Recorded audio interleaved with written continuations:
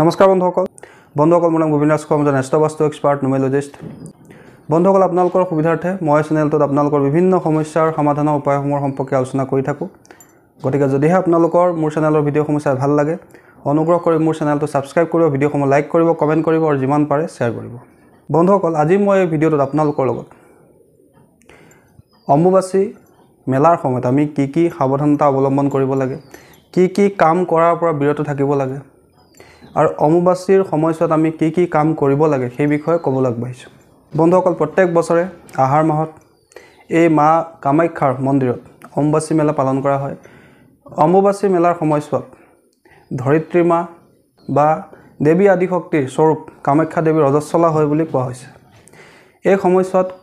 কোনো মন্দিৰত পূজা অৰ্চনা কৰা নহয় চাকি বন্তি জ্বলোৱা নহয় আৰু এই সময়ছোৱাত কামাখ্যা মন্দিৰৰ দুৱাৰ বন্ধ থাকে বন্ধুসকল এই সময়ছোৱাত আমি কিছুমান কাম কৰাৰ পৰা সদায় বিৰত থাকিব লাগে অন্যথা আমাৰ জীৱনলৈ দুৰ্ভাগ্য আহিব পাৰে সমস্যা আহিব পাৰে দৰিদ্ৰতা আহিব পাৰে নানান সমস্যাই আমাক আমনি কৰিব পাৰে বন্ধুসকল এই সময়ছোৱাত আমি কোনো কাৰণতে খেতি বা কৃষি কৰ্ম কৰিব নালাগে কোনো ধৰণৰ গছ পুলি ৰোপণ কৰিব নালাগে মন্দিৰত পূজা অৰ্চনা কৰিব নালাগে গাত খানিব নালাগে বা মাটি খানিব নালাগে গছৰ পৰা ফল পাৰিব নালাগে মাটিৰ তলত উৎপন্ন হোৱা যিকোনো বস্তু যেনে আলু হওক গাজৰ হওক মূলা হওক ইত্যাদিবিলাক খাব নালাগে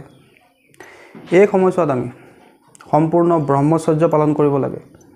মাছ মাংস মদ ইত্যাদি আখৰিক বস্তুৰ পৰা ইত্যাদি আমিষ বস্তুৰ পৰা আমি আঁতৰি থাকিব লাগে আৰু যিসকল পতি পত্নী তেওঁলোকে সংগম কৰাৰ পৰা বিৰত থাকিব লাগে এই সময়ছোৱাত কোনো কাৰণতে সংগম কাৰ্য কৰিব নালাগে এই সময়ছোৱাত কোনো ধৰণৰ পবিত্ৰ কিতাপ ধাৰ্মিক পুথি পাঠ কৰিব নালাগে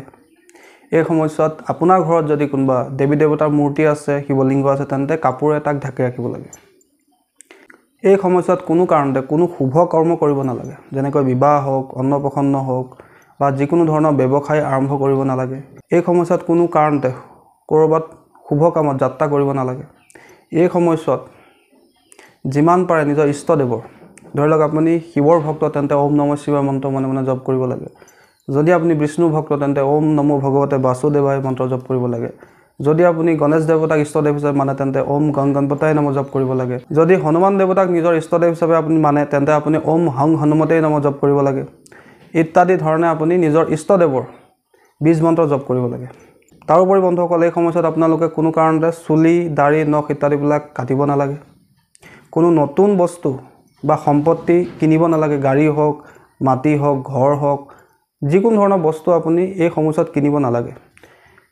এই সময়ছোৱা অশৌচৰ সময় বুলি কোৱা হৈছে গতিকে এই সময়ছোৱাত কোনো কাৰণতে কোনো শুভ কৰ্ম পূজা পাৰ্বণ বা ব্যৱসায় আৰম্ভ কৰা শুভ কামত যাত্ৰা কৰা ইত্যাদি কামৰ পৰা আঁতৰি থাকিব লাগে এই সময়ছোৱাত কোনো কাৰণতে শংখ দবা কাঁহ ইত্যাদিবিলাক পবিত্ৰ বস্তু আপুনি বজাবও নালাগে বন্ধুসকল অহা শনিবাৰে ৰাতিপুৱা 8:44 পৰা এই অম্বুবাচীৰ পৰ্ব আৰম্ভ হ'ব আৰু এই অম্বুবাচীৰ নিবৃত্তি অহা মঙ্গলবাৰে ৰাতি 9:08 সম্পন্ন হ'ব এই সময়ছোৱাত আপোনালোকে মই যিখিনি কথা ক'লো সেইখিনি আপোনালোকে আখৰে আখৰে পালন কৰিবলৈ চেষ্টা কৰিব কোনো কাৰণতে আপোনালোকে যাতে অম্বুবাচীৰ সময়ত যিখিনি আমি কাম কৰিব নালাগে বুলি কালিকা পুৰাণত কোৱা হৈছে বা আমাৰ স্থানীয় মান্যতা অনুসৰি অবিশ্বাস অনুসৰি পালন কৰি অহা হৈছে সেইখিনি আমি পালন কৰিব লাগে নহলে জীৱনলৈ কষ্ট সমস্যা দুখ অশান্তি দৰিদ্ৰতা অহাৰ সম্ভাৱনা থাকে গতিকে এই সময়ছোৱাত আপোনালোকে সাৱধানতাৰে থাকিব লাগে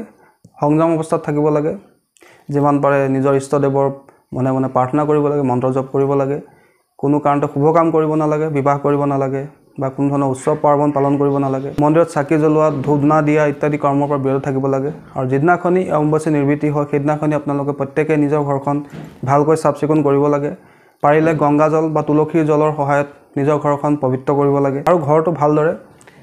পানীৰ লগত অলপ নিমখ মিলাই লৈ ঘৰখন ভালকৈ চাফ চিকুণ কৰিব লাগে বন্ধুসকল এইখিনি আমাৰ লোকবিশ্বাস এইখিনি আমাৰ পূৰ্বপুৰুষসকলে আগৰে পৰা পালন কৰি আহিছে এই নিয়মখিনি আমি পালন কৰি চলিব লাগে যিহেতু আমি নিজৰ পৰম্পৰাক ৰক্ষা কৰি চলিব লাগে বন্ধুসকল সৰ্বশেষত সকলোকে অম্বুবাচীৰ শুভেচ্ছা জ্ঞাপন কৰি মা কামাখ্যাই যাতে সকলোকে সুখে ৰাখে সন্তোষে ৰাখে সকলোকে যাতে মা কামাখ্যাই আশীৰ্বাদ প্ৰদান কৰে তাৰ কামনা কৰি মই ভিডিঅ'টো ইয়াতে সামৰিছোঁ ধন্যবাদ